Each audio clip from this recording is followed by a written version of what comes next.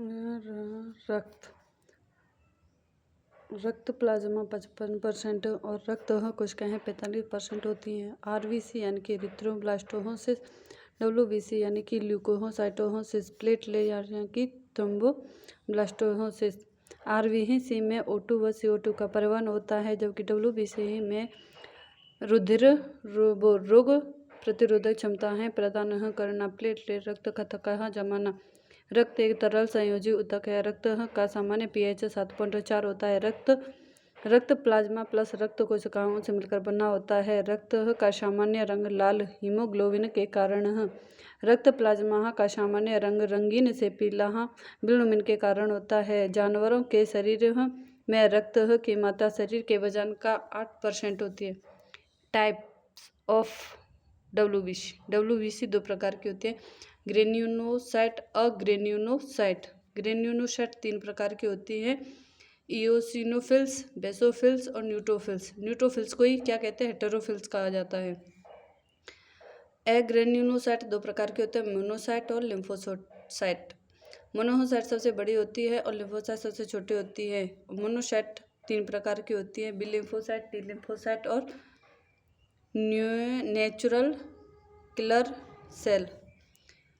Note: सभी स्तनधारियों एवं पशुओं में डब्ल्यूबीसी में केंद्रक उपस्थित होता है। सभी स्तनधारियों में की आरबीसी एवं प्लेटलेट में केंद्रक अनुपस्थित होता है, जबकि पशुओं की आरबीसी में एवं प्लेटलेट में केंद्रक उपस्थित होता है। पशुओं की न्यूट्रोफिल्स को ही हेटेरोफिल्स कहा जाता है। बेसोफिल्स में एस आकृति का केंद्रक पाया जाता है।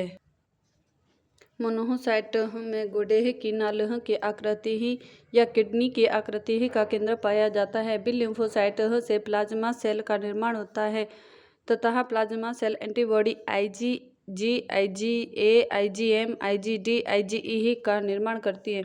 बी लिम्फोसाइट में प्लाज्मा सेल दोनों होमर इम्यूनिटी के लिए जिम्मेदार होती है। टी लिम्फोसाइट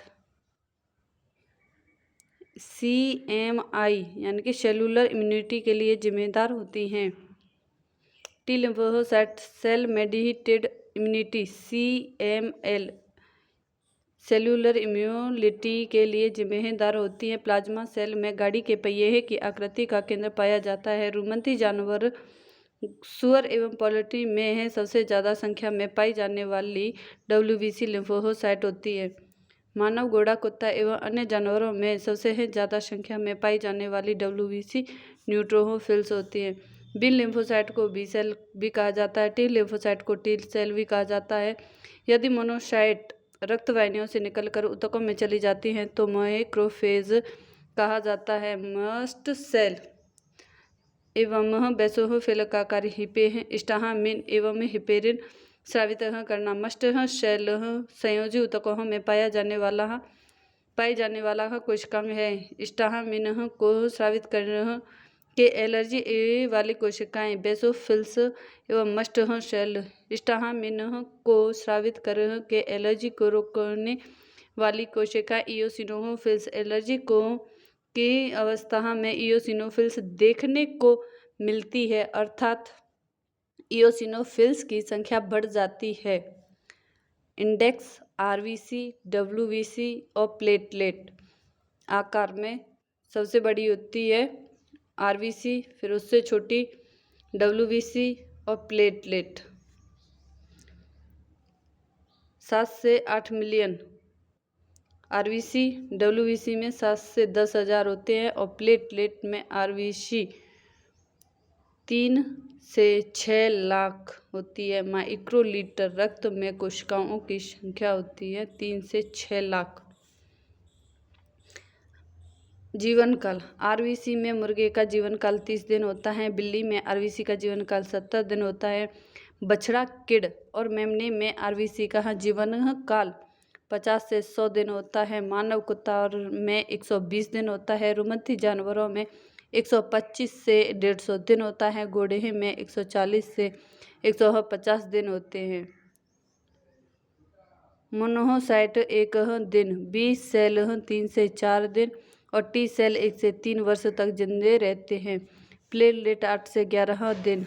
रक्त कोशिकाओं के आकारों का अवरोही क्रम, प्लेटलेट, आरबीसी और डब्ल्यूबीसी। जानवरों की सबसे छोटी रक्त कोशिका प्लेटलेट है। जानवरों की सबसे बड़ी रक्त कोशिका मोनोसाइट होती है। सबसे बड़ी डब्ल्यूबीसी मोनोसाइट है तथा सबसे छोटी डब्ल्यूबीसी लिम्फोसाइट है। प्रति माइक्रोलीटर रक्त में रक्त कोशिकाओं